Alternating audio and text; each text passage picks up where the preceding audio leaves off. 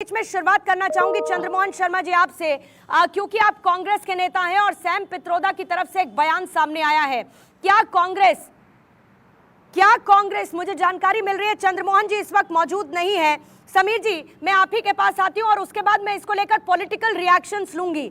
मुझे ये समझाइए कि क्या कोई भी पार्टी या विपक्ष के लोग इस आत्म मंथन की तरफ किसी भी तरीके से बढ़ते हुए नजर आ रहे हैं कि मौका नहीं है कि आप सनातन का अपमान करें, मौका नहीं है कि हिंदू धर्म को आप बार बार घेरे में ले, मौका इस बात का नहीं है कि रामलला की प्राण प्रतिष्ठा जहां पूरा देश जश्न मना रहा है, दुनिया देख रही है, ऐसे में इस मामले को लेकर आप एक कोरी राजनीति करते हुए नजर आए?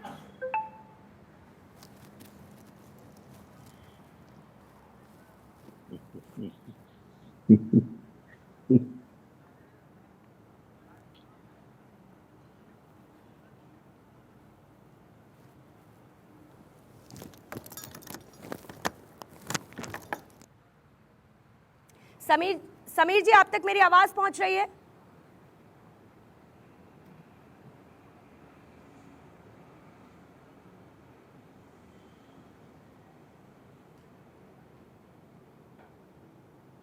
समीर जी, मैं आपके पास आती हूं, लेकिन इसी बीच में धनंजय गिरी जी आपसे प्रतिक्रिया लेना चाहूंगी। सैम पित्रोदा के और शफीकुर रहमान बर्क के स्टेटमेंट पर बीजेपी का क्या कहना है? क्या बीजेपी ने धर्म के एक निजी मुद्दे को राष्ट्रीय एजेंडा बना दिया है, जिसके लिए वो चुनाव में अपने अपने पाले में कैसे लोगों को लाया जाए, वोट बैंक को कैसे जोड़ा जाए, इसकी कोशिश में नजर आती है? पूर्णिमा जी, देखिए, राम मंदिर या भगवान राम का अस्तित्व हमारे लिए कभी राजनीतिक मुद्दा रहा ही नहीं। हम लोगों के राम इस देश की राष्ट्रीयता है, इस देश के प्राण तत्व है। बाबा साहब डॉक्टर भीमराव अम्बेडकर ने जब संविधान बनाया तो पहले पन्ने पर राम दरबार लगाया और बापू की प्रार्थना में राम है, और राम बापू की समाधि पर लिखा हुआ शब्द है राम है। बापू की आंखों में राम राज्य का सपना था और राम इस देश की हकीकत है। दुनिया की पूरी धरती पर जितने लोग स्वर बोलते हैं उसमें सबसे ज्यादा बोले जाने वाला शब्द राम है। इस देश की सुबह में राम है, दोपहर में राम है, जीवन में राम है। राम हमारे लिए व्यक्ति नहीं, जीवन मंत्र है। इसी मंत्र के साथ हम भस्मीभूत भी होते हैं। निर्बल के बलराम, सबके तारणहार राम, सबरी अहिल्या और जटायु सबका किया उद्धार। राम इस देश के दलितों, वंचितों, शोषितों, पीड़ितों के हैं। यह भारत की माटी का मिजाज है। भारत भूखा अवश्य रहा पर राम को नहीं छोड़ा। राम सत्य है, सनातन है। इस संसार की मर्यादा के हर एंगल में, हर दृष्टि में राम है। इस संसार राममय है। हमारे जीवन की यात्रा राम से शुरू होती है और राम नाम सत्य कह के हम जीवन को समाप्त करते हैं। लेकिन अब जहां जिन लोगों की आप बात कर रहे हैं, जिन प्रतिक्रियाओं की आप बात कर रही हैं, सैम पित्रोदा, सैम यानी सत्यनारायण गंगाराम पित्रोदा कांग्रेस के समय में ज्ञान आयोग के अध्यक्ष थे। ज्ञान तो रावण के पास भी था, लेकिन कांग्रेस कल्चर के कारण ही अज्ञान आयोग के अध्यक्ष रह गए। अंतर्राष्ट्रीय सूचना फलक पर इन्होंने सूचना क्रांति को अंजाम दिया। इनकी पत्नी का नाम भी अंजना है।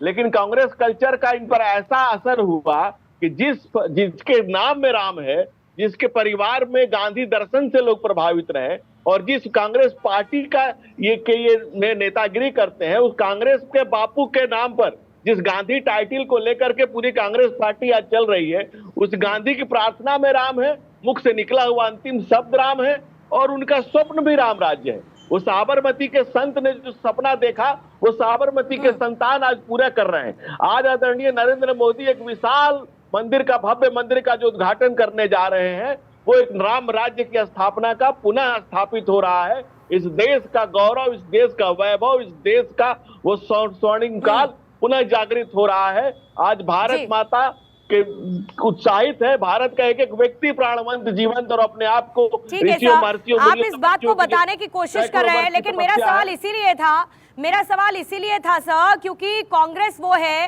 विपक्ष वो है जो इस मामले को लेकर राजनीति करने से बाज नहीं आ रहा है। एक जल्दी से अपडेट करते हुए कि कांग्रेस के गेस्ट इस वक्त हमारे साथ नहीं है, बल्कि परविंदर सेठी जी इस वक्त हमारे साथ जुड़े हुए हैं। वो पॉलिटिकल एनालिस्ट है। परविंदर जी, आपका भी स्वागत करूंगी और आपके पास प्रतिक्रिया के लिए आऊंगी, लेकिन उससे पहले इस वक्त की एक बड़ी खबर आपको बता दें, और बड़ी खबर अयोध्या से ही जुड़ी हुई है, रामनगरी से ही जुड़ी हुई है, एक बड़े बदलाव को लेकर जुड़ी हुई है। और बड़ी खबर यह है कि अयोध्या रेलवे स्टेशन का नाम अब बदल दिया गया है और अयोध्या धाम के नाम से अब रेलवे स्टेशन जाना जाएगा। एक तरफ जहां पर रेलवे स्टेशन का सौंदर्यीकरण किया जा रहा है, तो दूसरी तरफ अब अयोध्या धाम, और जाहिर है कि ये धाम ही है, ये राम का घर है और उसी के नाम से अयोध्या जी को जाना जाएगा।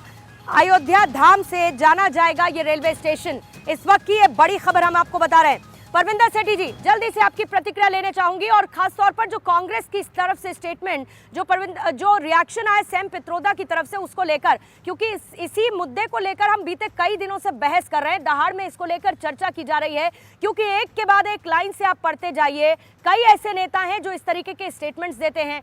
क्या वो चाहते हैं वाकई में कि हिंदुओं की भावना आहत हो, या वाकई में वो मोदी को घेरना चाहते हैं, वो केंद्र सरकार को घेरना चाहते हैं, या इसके बूते पर अपनी राजनीति चमकाना चाहते हैं? करना क्या चाहते हैं? नहीं, देखिए, जो भगवान राम का मंदिर बन रहा है उसका तो सारा देश स्वागत कर रहा है। कोई ऐसी स्टेटमेंट नहीं देनी चाहिए जिससे किसी की धार्मिक भावनाएं आई तो। लेकिन उन्होंने जो मुद्दों की बात कही कि भारतीय जनता पार्टी जो राजनीति कर रही है वो राम मंदिर के नाम पर कर रही है। सुप्रीम कोर्ट का फैसला आया और भगवान राम का मंदिर की इजाजत दे दी गई है और वो भव्य रूप में बन रहा है। इसका स्वागत सारा देश, पूरा संसार कर रहा है। लेकिन जो राजनीति, देश की राजनीति है, जहां महंगाई है, जहां रोजगार है, जहां बड़ी बड़ी समस्याएं हैं, उनको एड्रेस करना भी तो भारतीय जनता पार्टी का काम है। वो देश की सरकार चला रहे हैं। यहाँ पे जो जवान का अपमान हो रहा है, किसान का अपमान हो रहा है, खिलाड़ियों का अपमान हो रहा है, जो गरीब आदमी गरीबी लाइन से और नीचे जाता जा रहा है और अमीर आदमी और अमीर होता जा रहा है, ये बड़े ऐसे विषय हैं जो चिंता के विषय हैं। इसके ऊपर जो देश की सरकार है, भारतीय जनता पार्टी जो सत्ता के अंदर है, उनको गरीब आदमी की बात सुननी पड़ेगी और उनके लिए काम करना पड़ेगा। रोजगार की ऐसी दशा, सरकारी नौकरियां तो खत्म हो गई हैं, जो प्राइवेट नौकरियां हैं। लेकिन परविंदर सेठी जी, धनंजय जी इसका जवाब देंगे, लेकिन मैं ये समझना चाहती हूँ कि ये सेलेक्टिव क्रिटिसिज्म और ये selective approach political point of view से आखिर कब तक होती रहेगी? क्या आप ये मान रहे हैं कि बेरोजगारी को लेकर सरकार की तरफ से कोई काम नहीं किया जा रहा? धनंजय जी, जरा इसका आप जवाब दीजिएगा, क्योंकि बार बार इस बात को लेकर सवाल उठता है कि मुख्य मुद्दों की तरफ आज जब सैम पित्रोदा ने, सर सुनिए, आज जब सैम पित्रोदा ने जिक्र किया तो उन्होंने राहुल गांधी के उन बयानों का भी जिक्र किया जो विदेशी धरती पर देते हैं।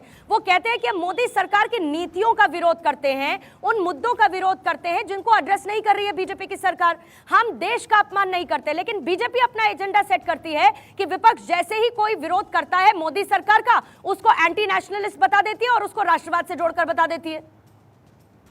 पूर्णिमा जी, देखिए 2013 में सरकार का बजट था 16,65,297 करोड़। 2023 में यह बजट है 45,03,097 करोड़, यानी कि लगभग 3 गुना बजट बढ़ा इस देश का। और तो हम 10वीं बड़ी अर्थव्यवस्था थे, आज 5वीं बड़ी अर्थव्यवस्था बने। इस देश में 1 लाख बैंक के ब्रांचेज थे, जो 1,70,000 बैंक के ब्रांचेज हैं। आज 1 लाख जो 40 करोड़ बैंक खाते थे, आज 265 करोड़ बैंक खाते हैं। इस देश में मेट्रो का जो नेटवर्क था वो 3 गुना से ज्यादा बढ़ा, 791 किलोमीटर बढ़ा है। 5 शहरों में मेट्रो की सेवाएं थी, 27 शहरों में बढ़ी। 400% बढ़ा इस देश का इंफ्रास्ट्रक्चर में ग्रोथ। और जो महंगाई की बात कर रहे हैं, 2004 में जब कांग्रेस की सरकार आई थी तो पेट्रोल प्राइसेस थे 63 रुपीज के, 36 के, और जब कांग्रेस 2014 में जाती है तो पेट्रोल प्राइस 74 है, यानी 100% से ज्यादा। और आज सिर्फ 36% की बढ़ोतरी पेट्रोल प्राइसेस में है। तो कैसी महंगाई? आप किसी भी चीज को किसी सापेक्ष में जोड़िएगा ना, किसके सापेक्ष में? आप हमारे साथ काउंटर करिए, आप हमारे साथ बताइए कि किसके सापेक्ष में, किस परसेंटेज की बात कर रहे हैं। 120 सैटेलाइट लॉन्च कर दिए गए, 360 यूनिवर्सिटी का निर्माण किया गया। ग्राउंड रियलिटी की बात करिए ना, ग्राउंड रियलिटी पावर भारत की तीसरे नंबर पे आ गई है। आप कोई तो डाटा, कोई तो फैक्ट, कोई तो रखिए। मसला ये है कि आपको सनातन संस्कृति का अपमान करना है।